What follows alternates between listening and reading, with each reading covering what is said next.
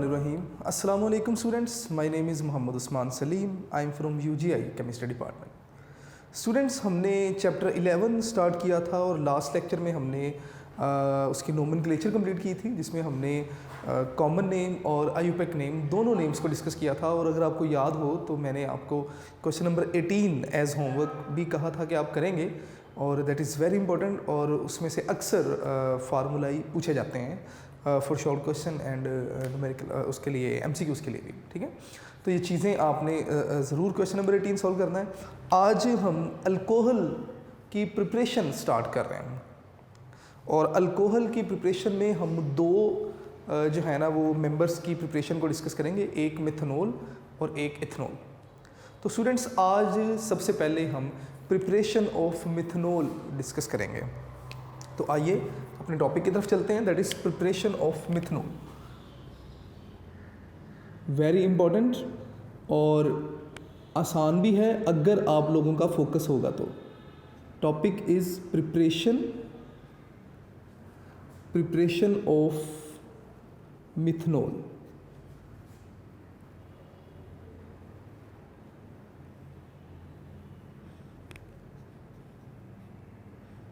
Preparation of methanol या methanol, जो भी आपको इजी प्रोनाउंसिएशन लगे आप कह सकते हैं। स्टूडेंट्स, यहाँ पर हम मिथनॉल की प्रिपरेशन पढ़ने जा रहे हैं। सबसे पहले तो हमें पता होना चाहिए कि मिथनॉल क्या है। तो हम बात कर लेते हैं जी। मिथनॉल अल्कोहल फैमिली का जो फर्स्ट मेंबर है, इसे आप मिथनॉल कहते हैं। मैं अपनी बात को रिपीट कर रहा हूँ। अल्कोहल फैमिली का जो फर्स्ट मेंबर है दैट इज कॉल्ड मिथनॉल। अगर फर्स्ट मेंबर है तो इसका मतलब कि इसमें चेन में सिर्फ एक कार्बन होना चाहिए। तो बिल्कुल ऐसा ही है, अगर चेन में सिर्फ एक कार्बन होगा तो मैं लिखूंगा CH3 और फोर्थ H की जगह पे हम OH ग्रुप लगाएंगे। तो अगर आप देखेंगे तो प्रेजेंस ऑफ OH ग्रुप इसे अल्कोहल फैमिली में लेके जाएगी, और एक ही कार्बन है तो इसका मतलब first member of alcohol that is called methanol. Methanol को हम मिथाइल अल्कोहल भी कहते हैं। मैं यहाँ पे नाम दूसरा भी लिख रहा हूँ, मिथाइल अल्कोहल। मिथाइल अल्कोहल आप कॉमन नेम में सीख के आ चुके हैं कि किस तरह या क्यों हम मिथाइल अल्कोहल कह रहे हैं। इसके अलावा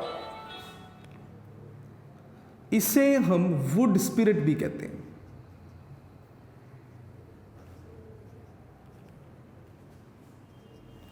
वुड स्पिरिट भी कहते हैं, और इसे आप वुड नेफ्था भी कहते हैं। वुड स्पिरिट आप इसे क्यों कहते हैं?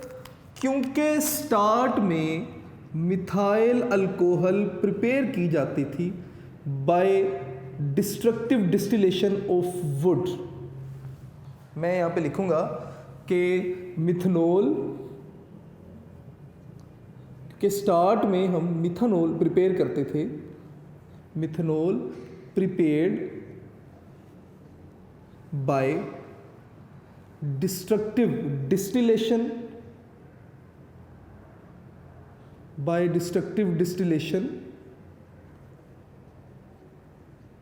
Of would.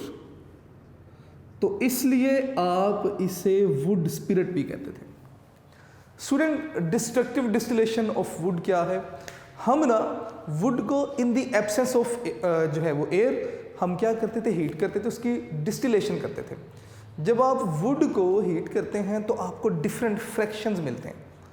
That process is called destructive distillation.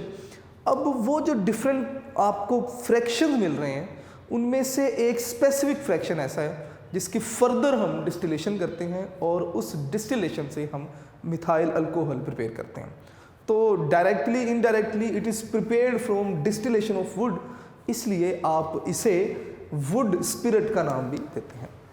Students, ये तो था आपके पास क्लासिक मेथड या old method for preparation of methyl alcohol. आजकल जो हम मिथाइल अल्कोहल प्रिपेयर कर रहे हैं that is from water gas. तो नेक्स्ट अब जो प्रिपरेशन है मैं लिखूंगा जी कि प्रिपरेशन या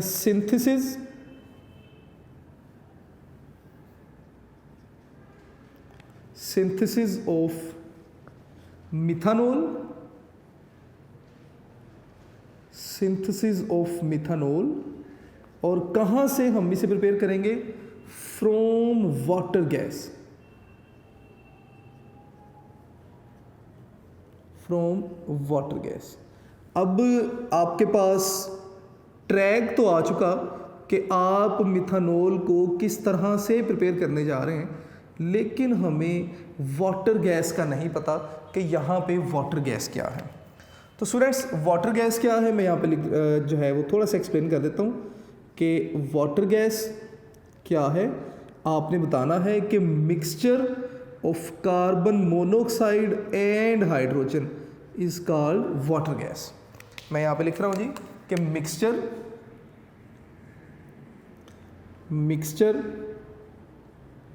of carbon monoxide and hydrogen,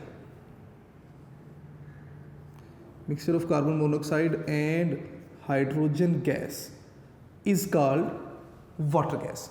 इसे ना आप वाटर गैस का नाम देते हैं। हम इसे वाटर गैस कहते क्यों हैं?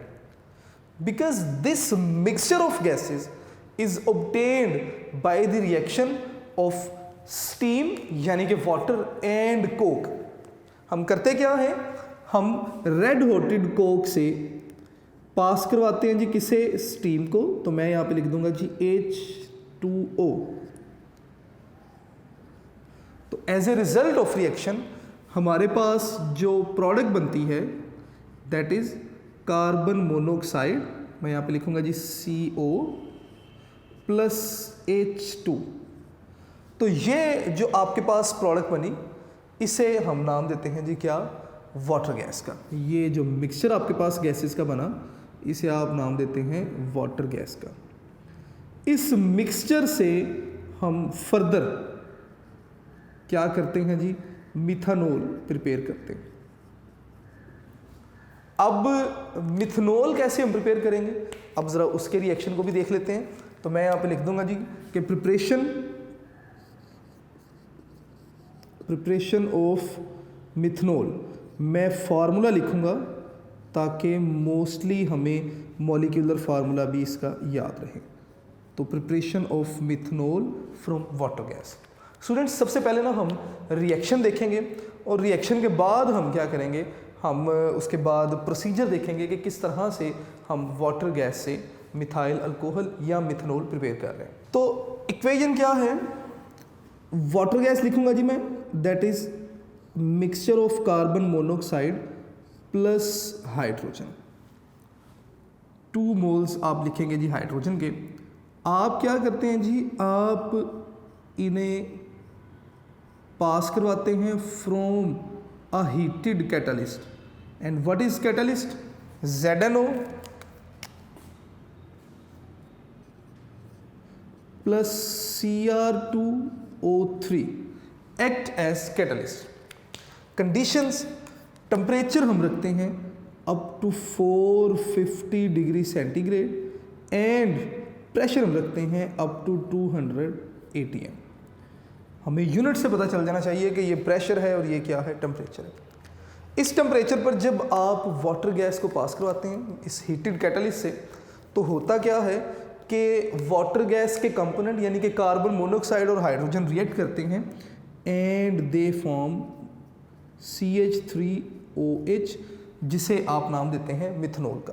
तो ये जो रिएक्टेंट था ये आपके पास क्या था? वाटर गैस थी एंड दिस इज मिथानॉल। तो मैं इसे मिथानॉल लिख रहा हूँ। अब आपकी बुक में ये भी बताया कि किस तरह से ये प्रिपरेशन होती है। तो हम ना आगे इसका प्रोसीजर डिस्कस करेंगे कि how this gas is prepared. तो नेक्स्ट मैं यहाँ पे लिख रहा हूँ जी इसके प्रिपरेशन का प्रोसीजर।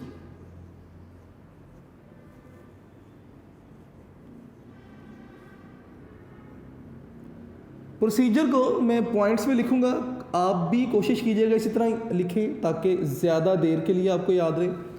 तो फर्स्ट पॉइंट अगर आप इसका देखेंगे प्रोसीजर का, तो कहते हैं जी कि जो मिक्सचर है गैसेस का जिससे आपने मिथनॉल बनानी है, आप इस मिक्सचर को सबसे पहले क्या करेंगे, प्योरीफाई करेंगे। तो मैं यहां पे लिखूंगा कि mixture of gases, mixture of gases, और ये गैसेस के मिक्सचर कौन सा है जी, हमने पहले भी बात की कि it is carbon monoxide plus hydrogen. ये जो मिक्सचर है इसे आप वाटर गैस का नाम भी दे रहे हैं, मैं बार बार ये वर्ड यूज़ कर रहा हूँ ताकि आपको लंबे अरसे तक याद रहे, which is also called water gas. आप सबसे पहले क्या करेंगे, इससे प्योरीफाई करेंगे, is purified.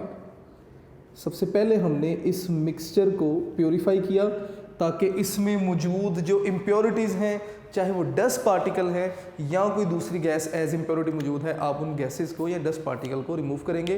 That will be done by a purifier. मैं नेक्स्ट आगे डायग्राम भी बनाऊंगा और वहाँ से हम इसे फर्दर देखेंगे भी।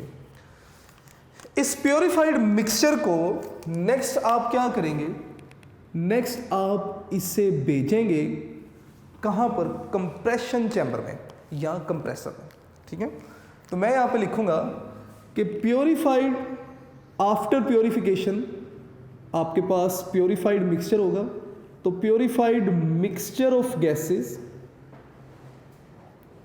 प्योरीफाइड मिक्सचर ऑफ गैसेस, आपने इसे क्या किया, आपने इसे कंप्रेस करना है।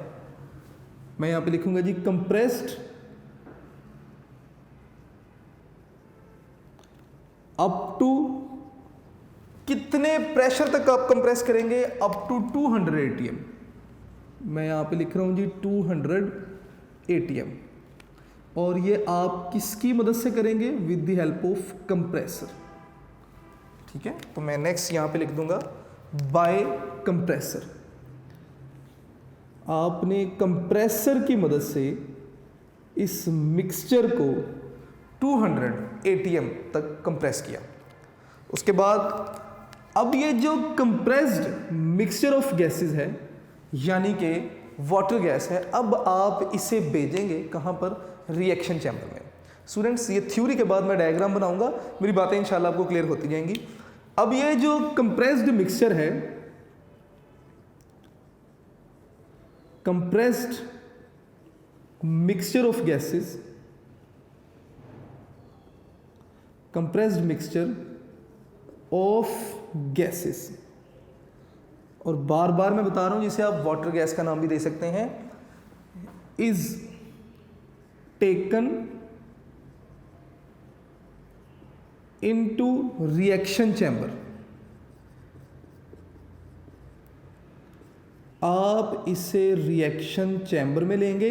रिएक्शन चैम्बर को डायग्राम में आपकी बुक कैटालिस्ट टावर का नाम देती है, ठीक है। तो रिएक्शन चैम्बर, आपने इसे रिएक्शन चैम्बर में लिया, कैसे, by cooling pipes, cooling pipes की मदद से। और रिएक्शन चैम्बर में क्या है, नेक्स्ट आपने बता देना है कि इन रिएक्शन चैम्बर हीटेड कैटलिस्ट है, और कितने टेम्परेचर तक हीटेड है, मैं सारी थ्योरी यहाँ पे लिखता जाऊंगा जी साथ साथ। आपने बताना है कि catalyst is heated up to, कितना हीट किया जी कैटलिस्ट को, up to 450 to 500 degree centigrade. तो मैं यहाँ पे लिखूंगा जी यहाँ 400 टू 500 डिग्री सेंटीग्रेड, इतने टेम्परेचर तक आपने कैटलिस्ट को हीट कर दिया। और इतने टेम्परेचर तक हीट करने के बाद जब आप क्या करते हैं, मिक्सचर ऑफ गैसेस को कैटलिस्ट तक लेकर आते हैं, तो in the presence of catalyst, catalyst यहाँ पे क्या है, मैं वो भी यहाँ पे एक बार मेंशन कर दूँ कि ZNO plus Cr2O3, ZNO plus Cr2O3 दोनों का मिक्सचर है। इस कैटलिस्ट को आपने 400 टू 500 डिग्री सेंटीग्रेड तक हीट किया, इतने टेम्परेचर तक हीट किया, तो इस हीटेड कैटलिस्ट की मौजूदगी में कार्बन मोनोऑक्साइड और हाइड्रोजन गैस आपस में रिएक्ट करेंगी और क्या बना देंगे, मिथनॉल बनाएंगे। तो मैंने लिखा catalyst is heated up to 400 to 500 degree centigrade and gases react in the presence of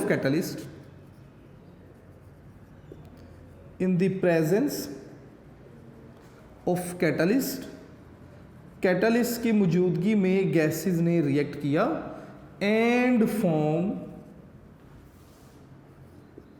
और क्या बना दिए, मिथनॉल वेपर्स बना दिए। तो मैं यहाँ पे लिख रहा हूँ जी एंड फॉर्म मिथनॉल वेपर्स बना दिए। अब ये जो मिथनॉल वेपर्स हैं, हमें लिक्विड फॉर्म में मिथनॉल चाहिए, तो हम क्या करते हैं, हम इन मिथनॉल वेपर्स को कंडेंस करते हैं, ठंडा करते हैं, ताकि हमारे पास लिक्विड फॉर्म में मिथनॉल आ जाए। तो मैं नेक्स्ट लिखूंगा जी कि methanol vapours are condensed, methanol vapours are condensed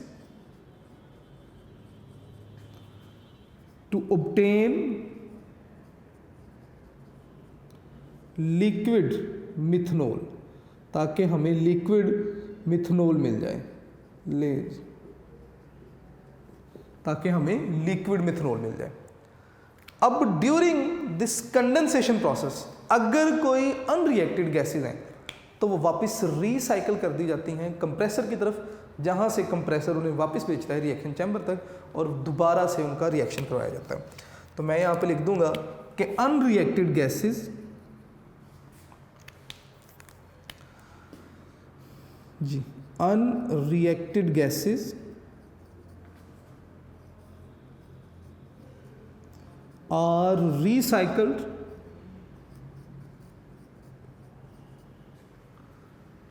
through compressor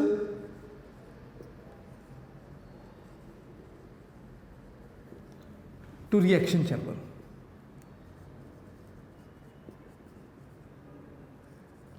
यानी कि अनरिएक्टेड गैसेस को आपने वापस भेज दिया कहाँ पर, रिएक्शन चैम्बर में, ताकि उन गैसेस को दोबारा रिएक्ट करवा के मैक्सिमम प्रोडक्ट यानी कि मिथनॉल हासिल की जा सके। स्टूडेंट्स ये प्रोसीजर था सारा। अब इस प्रोसीजर को हम देखेंगे with the help of diagram, और मैं यहाँ पे नेक्स्ट डायग्राम बनाऊंगा जी। आप लोगों ने ज़रा साथ साथ देखना है कि किस तरह से हम डायग्राम कंप्लीट करेंगे, और that will be the method of preparation of methanol. मैंने सबसे पहले लिखा कि गैसेस आर प्यूरिफाइड, तो बिल्कुल इसी तरह से सबसे पहले हमारे पास जो गैसेस का मिक्सचर होगा, कौन कौन सी गैसेस हैं जी, मिथनॉल बनाने के लिए हमारे पास कार्बन मोनोऑक्साइड और हाइड्रोजन दोनों का मिक्सचर है। तो मैं यहाँ पे लिख रहा हूँ जी carbon monoxide plus hydrogen, water gas. सबसे पहले आपने क्या किया, आपने इन मिक्सचर ऑफ गैसेस को प्योरीफाई किया। तो मैं यहाँ पे लिखूँगा सबसे पहले गैस प्योरीफायर, गैस प्योरीफायर कि सबसे पहले हमने गैसेस को प्योरीफाई किया, इसमें डस्ट या जो भी अनवांटेड गैसेस थी हमने उन तमाम गैसेस को रिमूव किया यहाँ से। उसके बाद हम क्या करते हैं, ये जो प्योरीफाइड गैस मिक्सचर है, ये मिक्सचर हम भेज देते हैं कहाँ तक जी, कंप्रेसर तक। मैंने कहा जी कि purified mixture of gases compressed up to 200 atm by compressor. तो इसका मतलब नेक्स्ट जो हमारे पास पार्ट आएगा that will be a compressor, जहाँ पर आप क्या करेंगे, गैसेस को कंप्रेस करेंगे अप टू 200 डिग्री सेंटीग्रेड। ठीक है, तो मैं यहाँ पर ना कंप्रेसर को कुछ इस तरह से शो कर देता हूँ। आपने, मैं यहाँ पे लिख दूंगा जी कंप्रेसर, कहाँ तक आपने गैसेस को कंप्रेस किया, अप टू 200 atm। अब इसके बाद आप इस गैस को थ्रू कॉइल्ड पाइप या कूलिंग पाइप्स आप भेजेंगे कहाँ पर, कैटालिस्ट टावर में। कैटालिस्ट टावर में जो कैटालिस्ट है उसे हीट किया जाएगा up to 450 to 500 degree centigrade. ठीक है, आपकी बुक इस डायग्राम में 450 टेम्परेचर मेंशन करती है, तो आप टेक्स्ट बुक को ही फॉलो करेंगे क्योंकि we are bound to follow text book. तो हम बताएंगे कि 450 डिग्री सेंटीग्रेड ही टेम्परेचर होगा यहाँ पर, और इस टेम्परेचर पर हम क्या करेंगे जी, हीट करेंगे कैटलिस्ट को थ्रू दीज कॉइल्स। ले जी,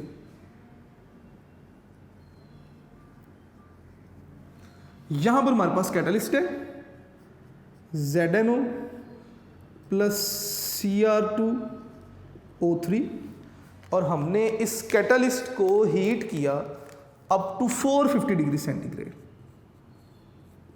और ये जो आपके पास चैम्बर है, इसे आप नाम देते हैं कैटलिस्ट टावर का, या आप इसे रिएक्शन चैम्बर का नाम भी देते हैं। कैटलिस्ट टावर है जी।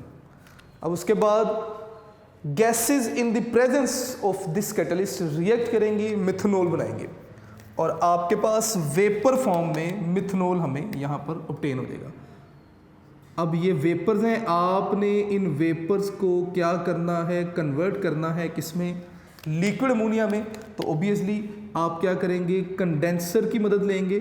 कंडेंसर वेपर्स को कंडेंस करेगा, और जो वेपर्स ऑफ मिथनॉल हैं, इन्हें लिक्विड मिथनॉल में कन्वर्ट किया जाएगा। तो मैं यहाँ पे लिख रहा हूँ जी कि ये हमारे पास कंडेंसर, ठीक है, यहाँ से आपने वेपर्स को कंडेंस किया और मिथनॉल यहाँ पे हमें हासिल होनी शुरू होगी। ले जी, इस चैम्बर को मैं नाम दूंगा कंडेंसर का। उसके बाद यहाँ पर हमें मिथनॉल मिलनी शुरू हो गई,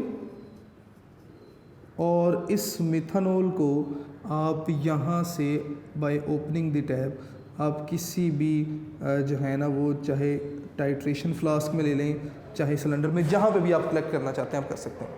स्टूडेंट्स, अनरिएक्टेड गैसेस भी हो सकती हैं। मैंने लिखा लास्ट में कि जो अनरिएक्टेड गैसेस हैं उन्हें रिसाइकल कर दिया जाएगा, उन्हें रिसाइकल कर दिया जाएगा, वापस भेज दिया जाएगा कंप्रेसर तक, और कंप्रेसर वापस इन गैसेस को भेजेगा कहाँ तक, रिएक्शन चैम्बर में। ठीक है, मैं यहाँ पे लिखूँगा जी कि आपने पंप किया यहाँ से किन्हें जी, अनरिएक्टेड गैसेस को। तो ये क्या है, रीसर्कुलेशन है, दैट इज रीसर्कुलेशन किसकी, ऑफ अनरिएक्टेड गैसेस। और वो कौन कौन सी हैं, CO+H2। आप उन अनरिएक्टेड गैसेस को वापस भेजते हैं जी कहाँ तक, कंप्रेसर तक, और कंप्रेसर से वापस आप इन्हें कैटलिस्ट टावर तक भेज देते हैं। तो ये बेटे आपके पास डायग्राम थी कंप्लीट, और ये कंप्लीट प्रोसेस था किसके लिए, प्रिपरेशन ऑफ मिथनॉल के लिए। नेक्स्ट बेटे, कुछ इंपॉर्टेंट प्रॉपर्टीज़ या कुछ फिजिकल प्रॉपर्टीज़ ऑफ मिथनॉल और कुछ यूजेस हैं। जल्दी जल्दी ज़रा हम इन प्रॉपर्टीज़ और यूजेस को भी देख लेते हैं। Methanol is colourless liquid, room temperature पर ये कलरलेस लिक्विड है, ठीक है, और इसकी जो बॉइलिंग पॉइंट है that is almost 65 degree centigrade. इसे हम यहाँ पे रख देते हैं जी। मैं यहाँ पे ना प्रॉपर्टीज़ लिख रहा हूँ मिथनॉल की, फिजिकल प्रॉपर्टीज़ हैं जी ये मिथनॉल की। आप बता देंगे कि क्या है जी, ये कलरलेस लिक्विड है, तो मैंने भी लिख दिया जी कि ये क्या है, कलरलेस लिक्विड है एट रूम टेम्परेचर। दूसरे नंबर पे आपने बता देना है कि इसका जो बॉइलिंग पॉइंट है that is 65 degree centigrade. Boiling point is equal to 65 degree centigrade. Students, जो मिथनॉल की बात कर रहा हूँ मैं, मिथनॉल हाइड्रोजन बॉन्डिंग मौजूद है, वाटर में भी हाइड्रोजन बॉन्डिंग है, तो इसलिए methanol is miscible in water. Water में ये मिसिबल है इन ऑल प्रोपोर्शंस,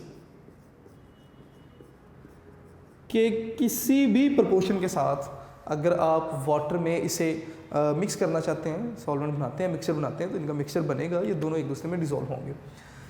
इसके अलावा आपने बताना है कि इसका वाइन लाइक टेस्ट है, ठीक है, और इसका जो बर्निंग, वाइन लाइक इसका ऑर्डर है और बर्निंग टेस्ट है, बर्निंग टेस्ट है। इसके अलावा बेटे अगर आप इसके कुछ यूजेस बताना चाहें तो ज़रूर बताइएगा, यूजेस क्या हैं। मैं कुछ यूजेस यहाँ पे लिख रहा हूँ। आप इसे इंडस्ट्री में एज सॉल्वेंट इस्तेमाल करते हैं। मैं यहाँ पे लिखूँगा जी as solvent in industry. Industry में हम इसे एज सॉल्वेंट इस्तेमाल करते हैं। दूसरे नंबर पर आपने बताना है कि ये जो मिथनॉल है ये स्टार्टिंग मटेरियल है बहुत ज़्यादा, बहुत variety of important organic compounds का ये क्या है, स्टार्टिंग मटेरियल है। स्टार्टिंग और रॉ मटेरियल भी आप इसे कह सकते हैं, स्टार्टिंग मटेरियल, या आप इसे रॉ मटेरियल का नाम दे सकते हैं। इसके अलावा स्टूडेंट्स ये डीनेचरिंग ऑफ अल्कोहल, यानी कि अल्कोहल के ड्रिंकिंग पर्पस को ख़त्म करने के लिए भी इसे इस्तेमाल करते हैं।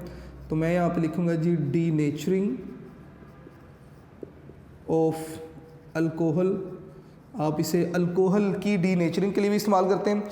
इसके अलावा आपने बताना है कि आप इसे एज एंटी फ्रीज़ भी इस्तेमाल करते हैं गाड़ियों वगैरह के रेडिएटर में, तो एज एंटी फ्रीज़ भी इसका यूज़ है।